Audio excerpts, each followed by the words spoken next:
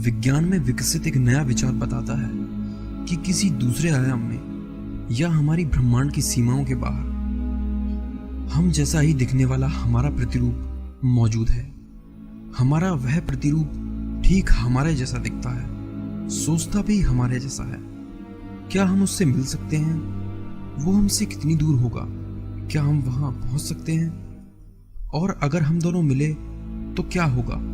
दोस्तों, जैसे जैसे विज्ञान की सीमाओं के बाहर हम सोचना शुरू कर रहे हैं, वैसे वैसे हम हमारी इस दुनिया के छिपे हुए रहस्यों की परतों को खोल रहे हैं। क्वांटम और विज्ञान की अन्य शाखाओं को मिलाकर विकसित एक नया विज्ञान बताता है कि हमारे ब्रह्मांड के समानांतर एक से ज्यादा ब्रह्मांड मौजूद हो सकते हैं, जिन्हें हम पैरेलल यूनिवर्स के नाम से भी जानते हैं। दोस्तों, क्या है यह पैरेलल यूनिवर्स और ये किस कॉन्सेप्ट पर आधारित है, जानेंगे आज के इस एपिसोड में। दोस्तों, पिछले 3 एपिसोड्स में हमने 3 अलग अलग तरह से समय यात्रा के तरीकों को जाना था। साथ ही हमने यह भी जाना था कि वैज्ञानिक पास्ट में समय यात्रा करने से बिल्कुल भी सहमत नहीं है, क्योंकि समय यात्रा से जुड़े विरोधाभास पास्ट में समय यात्रा की संभावना को लगभग खत्म ही कर देते हैं। आइए विस्तार से जानते हैं कि विरोधाभास क्या है और क्या सच में ये पास्ट में जाकर समय यात्रा की संभावना को बिल्कुल खत्म कर देते हैं। दोस्तों, विरोधाभास को समझने के लिए हमें कुछ समय के लिए मानना होगा कि पास्ट में समय यात्रा संभव है। अब मान लीजिए कि सी नाम का एक व्यक्ति पास्ट में जाकर अपने माँ बाप ए और बी को कभी मिलने ही नहीं देता। ए और बी कभी मिलते ही नहीं है, ना उनकी शादी होती है और ना ही कोई संतान। अब सवाल यह उठता है कि जब ए और बी को कोई संतान ही नहीं है तो सी कहां से आया? वह व्यक्ति कौन था जो समय में यात्रा करके पीछे गया? सी बिना माँ बाप के कैसे पैदा हुआ? चलिए एक और उदाहरण लेते हैं। इस बार सी पास्ट में जाता है और खुद की हत्या कर देता है। अब सवाल यह उठता है कि जब सी पहले ही मर चुका था तो वह व्यक्ति कौन था जिसने सी की हत्या की? यानी कोई खुद को मारकर समय में आगे कैसे आ सकता है? इन सब बातों को कोई मतलब नहीं बनता। ये विरोधाभासी समय में आने वाला सबसे बड़ा रोड़ा है। अगर हम किसी तरीके की कल्पना भी करते हैं तो ये विरोधाभास हमें निराश कर देते हैं। हम अपनी कल्पनाओं से फ्यूचर में तो जा सकते हैं पर पास्ट में नहीं। चलिए एक और एग्जांपल से हम समझते हैं। मान लीजिए ए नाम का एक व्यक्ति किसी कॉलेज में फिजिक्स का प्रोफेसर है। उसकी शिक्षा की बात की जाए तो उसने फिजिक्स में पीएचडी की हुई है। ए ने scientific way of time travel पर अपनी थीसिस भी लिखी है। ए का मानना है कि पास्ट में समय यात्रा संभव है और ए इस पर खुद भी काम कर रहा है। एक दिन ए को इसमें कामयाबी मिल जाती है और वह समय में यात्रा करके अपने पास्ट में चला जाता है। पास्ट में जाकर ए खुद के साथ एक छोटा सा प्रयोग करता है। ए अपनी शिक्षा में बदलाव करता है और वह इस बार फिजिक्स को ना चुनकर संगीत की शिक्षा लेता है। दोस्तों, यह प्रयोग वैसे तो बहुत ही साधारण लगता है, पर यही साधारण सा प्रयोग ए के भविष्य को निर्धारित करता है। अब जरा सोच के देखिए, ए ने फिजिक्स को छोड़कर संगीत की शिक्षा ली, पर वर्तमान में तो ए फिजिक्स का प्रोफेसर है जिसका संगीत से कोई लेना देना नहीं है। क्या पास्ट में जाकर फैसलों को बदलने से वर्तमान में मौजूद स्थितियां प्रभावित नहीं होंगी? ए जो कि फिजिक्स का प्रोफेसर है, वह पास्ट में जाकर खुद को संगीत सीखने की दिशा में मोड़ देता है, जिसके हिसाब से आगे चलकर ए फिजिक्स का प्रोफेसर नहीं बन सकता। पर सच्चाई तो यह है कि ए वर्तमान में एक फिजिक्स का प्रोफेसर है। यह बात बहुत ही अटपटी सी लगती है। पास्ट में जाकर स्थितियों को बदल देना फिजिक्स के नियमों के खिलाफ है, क्योंकि उससे वर्तमान की स्थिति मेल नहीं खाती। इसीलिए ये विरोधाभास पास्ट में समय यात्रा की इस कल्पना पर पूरी तरह से पानी फेर देते हैं, जो कि एक बहुत ही निराशा वाली बात है। तो क्या सच में पास्ट में समय यात्रा करना असंभव है?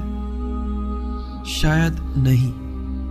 दोस्तों, एक थ्योरी ऐसी भी है जो विरोधाभास की अड़चनों को दूर कर देती है। इस थ्योरी के हिसाब से यदि पास्ट में जाकर हम कुछ बदलते हैं तो हमारी इस प्रतिक्रिया से एक से ज्यादा ब्रह्मांड बनेंगे, जहां हर प्रतिक्रिया का परिणाम अलग अलग होगा। दोस्तों, यह विचार ही समानांतर ब्रह्मांड यानी पैरेलल यूनिवर्स के नाम से जाना जाता है। क्या है यह समानांतर ब्रह्मांड? आइए जान लेते हैं। हमारा यह चौथा एपिसोड है। अगर आपने इससे पहले एपिसोड नहीं देखे हैं तो प्लीज देखिए, साथ ही चैनल को सब्सक्राइब कीजिए ताकि आने वाले वीडियोस आप लोग एंजॉय कर सकें। दोस्तों, आधुनिक विज्ञान का एक विचार ऐसा भी है जो टाइम ट्रेवल के सभी पैराडॉक्सेस की मुश्किलों को हल कर सकता है। इस सिद्धांत के हिसाब से पैराडॉक्स के चलते पास्ट में जाकर जो भी चेंजेस किए जाएंगे उसके हिसाब से परिस्थितियों के उतने ही समानांतर ब्रह्मांडों की रचना होगी। दोस्तों, क्वांटम फिजिक्स का यह सिद्धांत पैरेलल यूनिवर्स यानी समानांतर ब्रह्मांड के नाम से भी जाना जाता है। नोबेल पुरस्कार विजेता ऑस्ट्रेलियन भौतिक शास्त्री अर्विन श्रोडिंगर की दी गई श्रोडिंगर इक्वेशन से यह साबित होता है कि परमाणु एक ही समय में एक से ज्यादा स्थिति में मौजूद हो सकते हैं, यानी दुनिया की हर चीज का हूबहू दिखने वाला प्रतिरूप कहीं ना कहीं मौजूद है। आइए इस नए विचार को विस्तार से जानते हैं। दोस्तों, समानांतर ब्रह्मांड का यह विचार हमें बताता है कि ठीक इसी अवस्था में हमारा प्रतिरूप किसी दूसरी जगह मौजूद है। किसी दूसरे आयाम में या किसी अन्य ब्रह्मांड में मौजूद हमारा वह प्रतिरूप एकदम हमारे जैसा दिखता है और हमारे जैसा सोचता भी है, पर हमारी तकदीरें अलग अलग हैं। वो हमसे फैसले अलग लेता है। हम खुद से अपनी प्रतिरूप के बीच की दूरी का सही पता तो नहीं लगा सकते, पर अनुमान है कि यह संख्या करोड़ों या अरबों प्रकाश वर्ष हो सकती है। यह विचार हमें बताता है कि किसी काम के करने के तरीकों या लिए जाने वाले फैसलों के हर संभव ब्रह्मांड मौजूद होते हैं। हमारा आने वाला फैसला तय करता है कि हम किस ब्रह्मांड में जाना चाहते हैं, यानी हम जिस भी ऑप्शन को चुनेंगे उसी ऑप्शन का ब्रह्मांड सच्चाई बनकर हमारे सामने होगा और बाकी के ब्रह्मांड गायब हो जाएंगे। यानी अगर ए पास्ट में जाकर अपनी शिक्षा फिजिक्स की जगह संगीत में बदलेगा तो मौलिक ब्रह्मांड के समानांतर एक और ब्रह्मांड की रचना होगी जिसमें वह संगीत की शिक्षा लेगा, पर मौलिक ब्रह्मांड वैसा ही रहेगा। ए मौलिक ब्रह्मांड में फिजिक्स का प्रोफेसर ही रहेगा। ए संगीत या फिजिक्स में से जो भी चुनेगा उसे उस ब्रह्मांड में वास्तविकता महसूस होगी, यानी वास्तविकता के जिस ब्रह्मांड में हम रह रहे हैं केवल हम उसे ही महसूस कर सकते हैं। इसके अलावा दूसरे ब्रह्मांड में क्या हो रहा है इस बात का बस हम अंदाजा ही लगा सकते हैं। और इससे यह बात साबित होती है कि पास्ट में टाइम ट्रेवल करके हम पैराडॉक्सेस से बच सकते हैं, क्योंकि पास्ट में जाकर हम कुछ बदलेंगे तो उसी के आधार पर समानांतर ब्रह्मांड की रचना होगी और मूल ब्रह्मांड वैसा ही रहेगा। इस बार हो सकता है कि ए संगीत को छोड़कर किसी और विषय की शिक्षा ले। ए के पास जितने ऑप्शन होंगे उतने ही ब्रह्मांड बनने की संभावना होगी, जिससे पास्ट में जाकर परिवर्तन करने से भौतिक का नियम नहीं टूटेगा और मूल ब्रह्मांड वैसा ही रहेगा। हालांकि यह विचार महज कल्पना ही है, पर जैसे जैसे विज्ञान फिजिक्स की सीमाओं के बाहर सोच रहा है वैसे वैसे उसका समानांतर ब्रह्मांड में यकीन मजबूत होता जा रहा है। आधुनिक विज्ञान से विकसित यह नया क्रांतिकारी विचार सुझाता है कि हमसे बहुत दूर के किसी स्थान पर या किसी दूसरे आयाम में वास्तविकता के कई प्रतिरूप मौजूद हो सकते हैं। पर कहने भर से काम नहीं चलता, इसे साबित करना भी बहुत जरूरी है। इस सिद्धांत को श्रोडिंगर इक्वेशन से समझना तो बहुत मुश्किल है, इसलिए आइए इसे एक सरल तरीके से समझते हैं। दोस्तों, हम सभी जानते हैं कि हमारे ब्रह्मांड में मौजूद हर चीज अपने सब एटॉमिक पार्टिकल से बनी है। दुनिया की हर वस्तु जो जिंदा या मुर्दा हालत में मौजूद है उन सब के आकार और उनकी प्रकृति को बनाने के पीछे इन्हीं पार्टिकल्स यानी परमाणुओं का हाथ है। या हम यह भी कह सकते हैं कि दुनिया की हर वस्तु बहुत ही छोटे छोटे कणों से मिलकर बनी है, मानव शरीर भी। मुख्य तौर पर ये कण 3 तरह के होते हैं, न्यूट्रॉन, प्रोटॉन और इलेक्ट्रॉन। इन तीनों कणों का एक विशेष पैटर्न यह निर्धारित करता है कि ये सब मिलकर किस वस्तु का निर्माण करने वाले हैं। यानी एक छोटे से पत्थर का आकार उसके परमाणुओं के एक विशेष पैटर्न का नतीजा है। इन तीनों कणों का एक विशेष क्रम निर्धारित करता है कि हम कौन हैं और हम क्या हैं, और यही बात हमें पैरेलल यूनिवर्स को समझने में मदद करती है। आइए छोटे छोटे पत्थरों के इस ढेर को गौर से देखते हैं। दोस्तों, हमें यहाँ 3 पत्थरों का ग्रुप मिलता है जो कि अपने रंगों के एक विशेष ऑर्डर में मौजूद है, लाल, पीला और सफेद। अब मैं इस पत्थर के ढेर पर नजर दौड़ाकर देखता हूं तो मुझे रंगों का यही ऑर्डर यहां भी दिखाई देता है। यानी सब एटॉमिक पार्टिकल का जो पैटर्न यहां मौजूद है, लगभग वही पैटर्न यहां भी मौजूद है। यानी परमाणु अपनी उस स्थिति को फिर से दोहरा रहे हैं। चलिए अब 3 की बजाय 5 रंगों के ऑर्डर के दोहराव को खोजने की कोशिश करते हैं। इस बार हम नाकामयाब होते हैं, पर अगर हम इससे भी बड़े पत्थरों के ढेर में रंगों के इस पैटर्न को ढूंढेंगे तो हमें कामयाबी मिल जाएगी। यानी आकार या पैटर्न जितना ज्यादा बड़ा होगा, हमें उसके दोहराव को ढूंढने में उतना ही वक्त और उतनी ही ज्यादा दूरी तय करनी होगी। दोस्तों, ठीक इसी तरह मानव शरीर भी परमाणुओं के एक विशेष पैटर्न से मिलकर बना है, जिसका दोहराव जहां कहीं भी होगा वहां हमारा प्रतिरूप मौजूद होगा। क्योंकि किसी इंसान के परमाणु के पैटर्न अपने आप में बहुत ही यूनिक होंगे, इसलिए उसके दोहराव को ढूंढने के लिए हमें बहुत दूर तक खोजना होगा। हो सकता है इतना जटिल पैटर्न फिर से खोज पाना लगभग नामुमकिन हो, पर हमारे ब्रह्मांड का असीमित फैलाव इसे संभव बना देता है। यानी पृथ्वी पर नहीं, हमारे सौर मंडल में भी नहीं, यहां तक कि हमारी गैलेक्सी में भी नहीं, बल्कि उससे कहीं दूर, बहुत दूर हमारे इस पैटर्न का दोहराव हमें जरूर मिलेगा। और जहां भी परमाणु खुद को इसी पैटर्न में दोहरा रहे होंगे, वहां हमारा प्रतिरूप मौजूद होगा, जो न केवल हमारे जैसा दिखता होगा बल्कि सोचता भी हमारे जैसा होगा। दोस्तों, मुझे उम्मीद है कि हमारे इस सरल से एग्जाम्पल से आपको समानांतर ब्रह्मांड की बात समझ आई होगी।